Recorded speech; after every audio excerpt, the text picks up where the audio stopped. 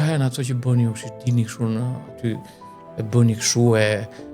vini dorën zemrën, mbyllni sytë e tjerë dhe i duket e çuditshme, domethënë një gjendje e tillë ku njerëzit kërcejnë, këndojnë, qeshin,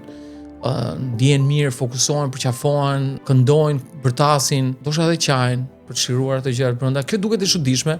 ndërsa të rish gjithë natën të pi edhe të vjellësh në gjithë trotuaret e bllokut nuk duket fare çuditshme. Është një gjë më normale që ndodh vazhdimisht, edhe thonë njerëzit, "Oh, knaqe." Dhe